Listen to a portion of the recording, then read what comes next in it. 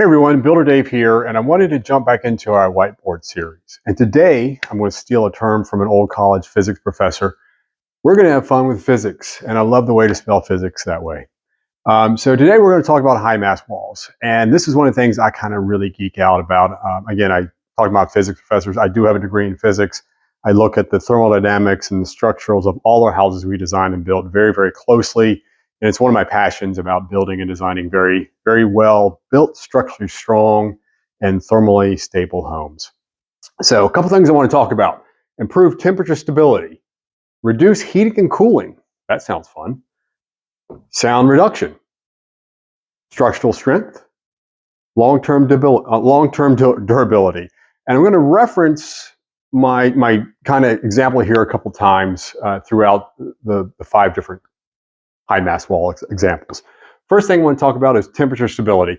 So you think about a high mass wall, again, the perimeter of the house is from the footer all the way up to the roof is a solid concrete wall anywhere. It varies anywhere as much as, depends on the structure, but on average 8 to 6 inches of concrete encapsulated in roughly 2.5 inches of styrofoam on either side. So you've got a big, heavy concrete exterior wall that's sandwiched between 2 permanent, high-density insulated walls sitting right on top of your big footer.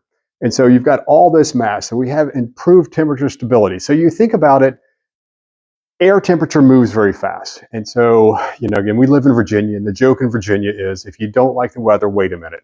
And that's a lot of truth to that because our temperature swings a lot. And I know that everywhere in the country, temperature swings rapidly. One day it's 60 degrees one day, the next day, the high of 30, whatever.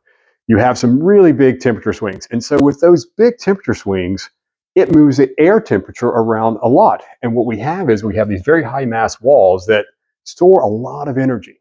And that energy is living basically inside that concrete wall. And it doesn't want to dissipate rapidly. So if you think about your outside temperature, inside temperature, they don't move very fast. So let's look at an example of, it's a winter day, winter morning. We are 10 degrees outside, inside our house. Again, so this is either a basement or crawl space area. This is first floor, second floor, all the way up. And for easy discussion, we want to keep it 70 degrees inside. So this is a 60-degree delta. That's a pretty big energy difference between inside and outside. We've got a ground level here down, and again, basement or crawl space. This distance can vary depending upon geography. Sometimes, we have stem walls, frost walls in our northern states. But for this purposes, this footer right here, depending on where you are in the country, it's going to be 55 to 60 degrees pretty much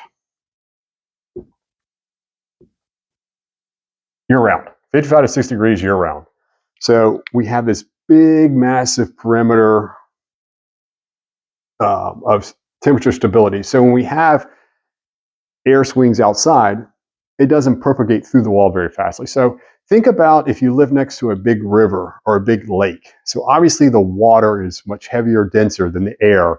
The air temperature swings rapidly, but the lake temperature doesn't move that fast. It moves slowly over time from summer to wintertime. That lake gets colder. It may even freeze solid over, but it doesn't move nearly as fast as the air temperature. So keep that in mind when we talk about temperature stability, and it's a reason we have all this mass. On average, again, it can vary a whole lot of things. For us, let's say an average house is a 2,500 square foot ranch with a full basement in our area. We're looking at a 5,000 square foot conditioned space. On average, if that's the average size house, you're looking at anywhere from 800,000 to 1 million pounds of concrete in the walls, the footers, and the basement slab. That's a lot of thermal stability that is tracking the ground temperature. So we hold that temperature very steadily. Again, it just doesn't move around a lot. Once you get the house set, it doesn't move much. Reduce heating and cooling. So again, if you think about the ability to store this energy, now all we have to do is have enough energy in here to move the temperature up. So if our ground temperature is 55 to 60 degrees, that energy, because the cold, that energy is radiating up the wall. So we go from high energy to low energy. We're always moving from high energy to low energy. So, we're pulling out It's going up the wall. So now we have this perimeter around the house that's staying this temperature. So we are now kind of preheating the house based upon earth temperature up the walls. So again, we get into a very, very cool thing, what I term passive geothermal heating and cooling. So now we are passively heating and cooling our ICF house. So now we've got 55 to 60 degree air here. The wall is 55 to 60 degrees. Now we just need enough energy to raise it from 55 to 60 to 70. We're not dealing with that 10 degree outside temperature. Now, if this was a light wood framed, yes, you've got great, you can have very high R values. In fact, you can have close to similar R values in a wood frame wall as an ICF, but you don't have the thermal mass. You don't have that big capacitor to store energy, thermal energy, and not let it radiate through or propagate through the walls. So big head start, big jump. In our ICF house, I've lived in it for 22 years, built it, and a number of winters ago, 5 I think, all electric ICF, we lost power for 5 days. We lost power. The next 5 days, well, actually, for the next 24 hours, we went from 70 to 60, and then it plateaued at 60 degrees. So the next 4 days, we had no heating and cooling in our house. I think we had, again, this is Virginia, everything's relative, but we never got above freezing. We had about, I think we had about 16 inches of snow. Again, everything's relative. But again, we did have very cold week, warms in the high in the 30, low into the single digits. And my ICF got to 60 and it plateaued at 60. The basement was actually 61. The first floor was 60. That kind of proved to me the theory of the passive geothermal heating. At that point, we didn't have any external heat source. The earth was actually heating the house. So we were running around in sweatshirts. Unfortunately, I found out later that our neighbors, they got into the low 40s, upper 30s in their house, and they actually had to tap out and go check into a hotel. But anyway, we confirmed that that actually was passive geothermal heating at that point. The next thing is sound reduction. No, sorry, that was a dad joke, guys. The houses are really, really quiet inside. You know, I can say this without question. My kids grew up in an ICF house, and they were able to sleep through storms at night. And that's a big deal, is to think about you have a house that is so quiet inside that you think sleep through storms. I've been in my ICF house many times looking outside, trees just leaning over, blowing extremely hard, and you don't hear anything. I have to have a driveway alarm because when I have guests come visit, I don't hear them outside until they knock on the door. So we put a driveway alarm in so we could get at least a heads up that someone's coming up the driveway. Again, so the houses are extremely quiet inside. You know, it's something I can't describe in a written text format. It's one that you actually have to be inside to actually feel how they feel differently inside, because they're so quiet. You just can't hear outside sounds. Great story. I had a client.